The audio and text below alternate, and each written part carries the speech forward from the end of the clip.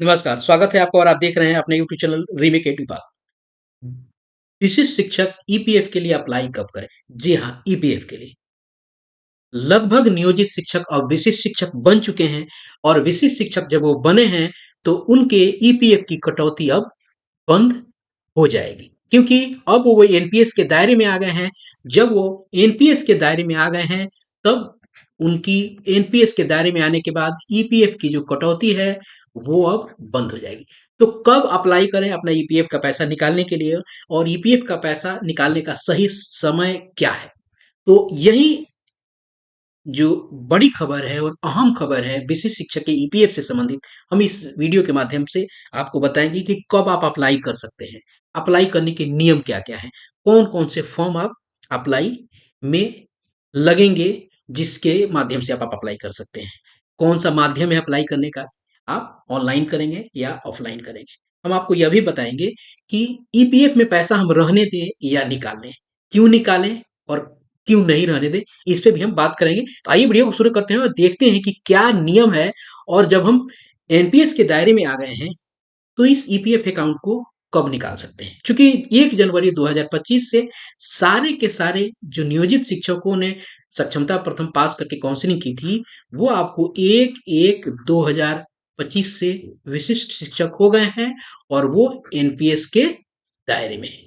तो आइए देखते हैं कि क्या है नियम ईपीएफ से संबंधित। हम बात करेंगे, आप वीडियो को स्किप नहीं कीजिएगा, छोड़िएगा भी नहीं, नहीं तो जो मोस्ट इम्पोर्टेंट खबर है जो मैं आपको अंत में बताऊंगा, वो चीजें आपसे मिस हो जाएंगी। तो आइए देखते हैं कि क्या है और कैसे ये ईपीएफ का व्यवस्था काम करता है। चलिए देखते हैं। देखिए, भविष्य निधि की निकासी, आप सबको पता है कि पीएफ का मतलब है कि व्यक्ति जब सेवानिवृत्त हो जाता है तब उसे निकाला जाता है। लेकिन दो तीन कंडीशन होते हैं आपको।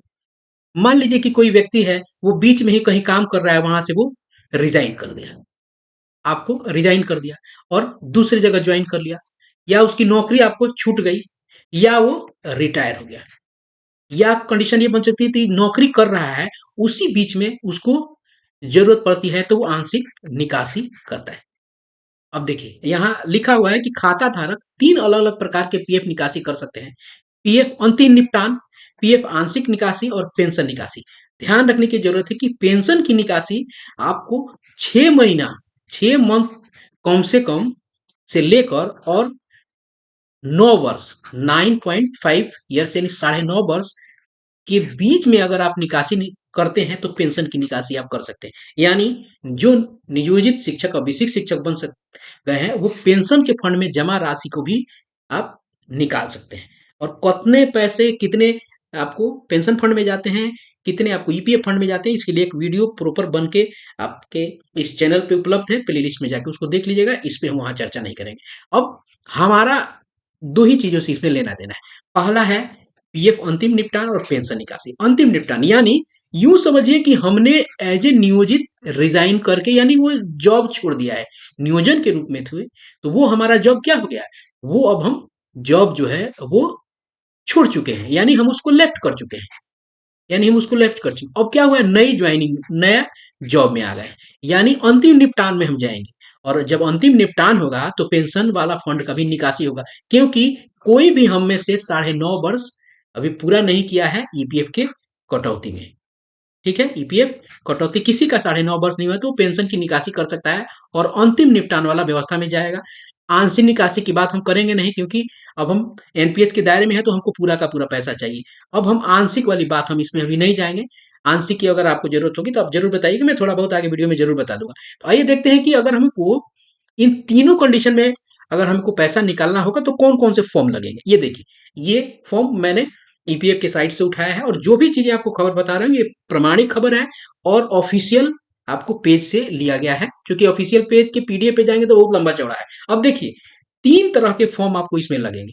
एक है पीएफ का फाइनल सेटलमेंट, जो अभी हमने बात की, वहां अगर फाइनल सेटलमेंट के लिए जाएंगे तो फॉर्म 19 लगेगा। और पेंशन विड्रॉल बेनिफिट, अगर पेंशन वाला निकालना होगा, चूंकि हमको पेंशन भी निकालना होगा क्योंकि हमारा 9.5 वर्ष नहीं हुआ है, तो हमको 10 सी लगेगा। अब तीसरा है पीएफ पार्ट विड्रॉल, यानी आंशिक विड्रॉल, यानी तो फॉर्म 31 उसके लिए भरना पड़ेगा। देखिए जो हमारे केस में हो, हम चूंकि फाइनल निपटान में जाना है हमको, देखिए ये फॉर्म 31 जो होता है, ये आंशिक निकासी का मतलब आपका जॉब जो है वो रनिंग है, आपको बीच में से निकाल लेना है। तो अब जॉब हमारा क्या है, रनिंग तो है नहीं, जॉब हमारा खत्म हो गया है, तो हम क्या जाएंगे, फाइनल निपटान पे जाएंगे या फाइनल सेटलमेंट पे जाएंगे। तो हमको अगर देखा जाए तो फॉर्म 19 और फॉर्म आपको 10C ही करना है, 31 हमें नहीं भरना है। ठीक है, लेकिन अब भरना कब है, आइए इस पे बात करते हैं। चलिए देखते हैं कि कब इसे भरना है। अब देखिए ये रूल है ईपीएफ निकासी 2025 के जो नियम है, ये सारे नियम है। चलिए इस सबको आपको एक एक करके मैं देख लेता हूँ, जल्दी जल्दी करते हैं। किसी व्यक्ति को जब तब तक पीएफ फंड आंशिक या पूर्ण रूप से निकाली की अनुमति नहीं है जब तक वो नौकरी में है, ध्यान रखिएगा। अब आंशिक के लिए कुछ चीजें हैं, अब जब तक वो नौकरी में है वो पूर्ण नहीं निकाल सकता। ठीक है, हमें यहाँ जानना है कि पूरा हमको निकालना है, हम अब जॉब में है नहीं। इसका एक प्रमुख नियम हम देख लेते हैं, बहुत सारे जो नियम है इस पे हम नहीं जाएंगे, हमारा उससे कोई लेना देना नहीं है, तो इसको पढ़ने का कोई औचित्य नहीं है, समय जाया करना है। ये हम मूल जो हमारे संदर्भ की चीजें हैं और हमारे लिए जो जरूरी है वो है ये जो लाल रंग से रंगा हुआ है वो है। आइए इस पे हम बात करेंगे कि आप कब निकाल सकते हैं। ये लाल वाला जो है इसको मैं थोड़ा सा काला ले लेता हूं, ये वाला है, इसको देखिए। यदि कोई व्यक्ति कम से कम 2 महीने से बेरोजगार है, या यदि नई नौकरी की ज्वाइनिंग तिथि पिछले कंपनी के अंतिम कार्य दिवस के 2 महीने से अधिक समय के बाद है, तो वह अपना पूरा पीएफ बैलेंस निकाल सकता है। क्लियर हो गया। अब यहाँ हो गया कि यहाँ बात निकल के आई कि मान ली कि पुरानी नौकरी आपने छोड़ दी, नई नौकरी ज्वाइन कर ली, यहाँ कंडीशन हम लोगों के साथ वही है। तो आपको जो पैसा निकालना होगा वो आपको मार्च के बाद करना होगा। अब मैं मार्च के बाद 2025 के बाद आपको करना है, आपको उससे पहले नहीं करना होगा।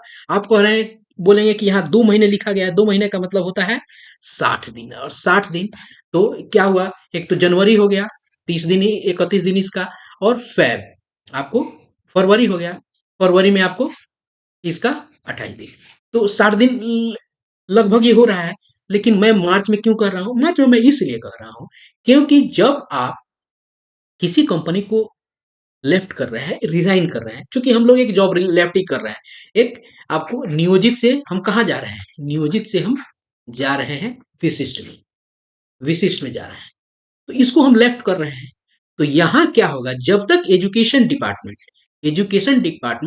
आपको लेफ्ट नहीं करेगा, यहाँ से लेफ्ट नहीं करेगा, लेफ्ट का मतलब यूं समझिए कि आपको विभाग यहाँ से आउट करेगा एक तरह से, तो ये आपको आउट किया जाएगा ईपीएफ से, यहाँ आउट किया जाएगा ईपीएफ से आउट किया जाएगा, ईपीएफ से। अब इस महीने आप ईपीएफ से आउट होंगे, तो ये जनवरी को आप आउट के लिए रख लीजिए। क्लियर है। और यहाँ बात है 60 प्लस दिन, कम से कम 60 प्लस दिन, यानी 60 दिन से पहले नहीं, 60 से ज्यादा कितना दिन भी हो सकता है। तो चूंकि अभी आपको विभाग से आउट होना है, विभाग से आपको आउट होना है, जब तक विभाग से आउट नहीं होइएगा आप विड्रॉल करने के लायबल नहीं होइएगा। तो जनवरी में आपको आउट कर देगी विभाग, अब विभाग अभी आउट नहीं किया है, वो प्रक्रियाधीन है, और आप आउट हो जाएंगे 31 दिसंबर को ही, ध्यान रखिएगा। क्योंकि 1 जनवरी से हम लोगों ने ज्वाइन कर लिया है आपको, विशेष शिक्षक रूप में हमने ज्वाइन कर लिया, तो 1 जनवरी से हमने विशेष शिक्षक जब ज्वाइन कर लिया है, तो 31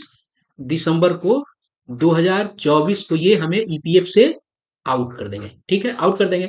अभी दिसंबर का पैसा आपको मिलना होगा, जनवरी में मिलना होगा, तो जब जनवरी में पैसा मिलेगा, ईपीएफ का जनवरी में आपको दिसंबर वाला फंड जनवरी में जमा होगा।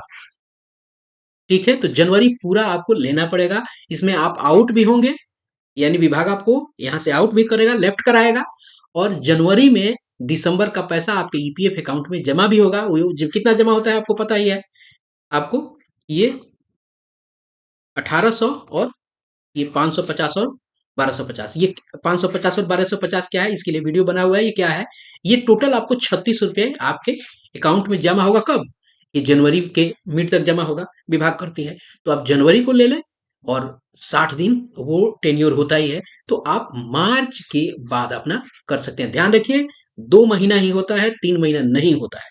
जो लोग कह रहे होंगे 3 महीना नहीं होता है, लेकिन आप अभी लेफ्ट और आउट की प्रक्रिया में चल रहे हैं, तो आप अपना पैसा निकालें ईपीएफ से मार्च के बाद। पैसा निकालें या रहने दें। अब बात आती है पैसा निकालने और रहने पे। मेरी सलाह है कि आप पैसा ईपीएफ से निकाल लें। ईपीएफ से पैसा निकालें, क्योंकि जब से आउट कर देगी विभाग, तब वो जो आपको 7.5% वाला, जो इससे प्लस वाला, चाहे इसके आसपास वाला जो आपको इंटरेस्ट मिल रहा है, वो नहीं मिलेगा। अब वहां एक तरह से वो अकाउंट समझिए कि फ्रीज सा हो जाएगा, और सेविंग वाला इंटरेस्ट वहां मिलना शुरू हो जाएगा, तो उससे कोई फायदा नहीं है। आप इसे निकालिए और किसी और बेनिफिशियल फिक्स में डालिए, जहां भी डालिए जहां से आपको सुविधा होता लगता है कि वहां से अच्छे इंटरेस्ट आएंगे। फिक्स में डालिए, रेकरिंग में डालिए, या यूटीआई में डालिए, म्यूचुअल फंड में आप चलें, अगर आप को लगता है कि हम वहां से कर सकते हैं ऑन रिस्क, अपने रिस्क में, और वहां पैसा रखना बुद्धिमानी नहीं है मेरे समझ से। तो पैसा आप जरूर निकालें, और पैसा आप मार्च के बाद ही निकालें। तो हमने प्रयास किया कि आप तक ये जानकारी पहुंचे कि विशिष्ट शिक्षक पैसा कैसे निकालें। अब बात है कैसे निकालें। आप इसको ऑनलाइन माध्यम से अप्लाई करेंगे, ऑफलाइन माध्यम भी है, लेकिन अब ऑनलाइन माध्यम से अप्लाई होगा। वो उसके वेबसाइट पे पूरा का पूरा लिंक उपलब्ध है। इसके लिए मैं अलग से एक वीडियो बना दूंगा कि कैसे अप्लाई करें, क्या क्या चीजें आपको लगेगी। पहले तो विभाग आउट करेगा आपको, यानी लेफ्ट कराएगा ईपीएफ से, कि आप शो हो जाए कि विभाग आपने छोड़ दिया है। तो इस वीडियो में इतना ही। मिलते हैं जल्दी ही नए कंटेंट और इसी तरह की इन्फॉर्मेशन के साथ। यदि वीडियो आपको पसंद आया है तो लाइक कीजिएगा, शेयर कीजिएगा, लोगों के साथ इसे बांटिए, पहुंचाइए कि आपके लिए प्रमाणिक खबर है। धन्यवाद। जय हिंद।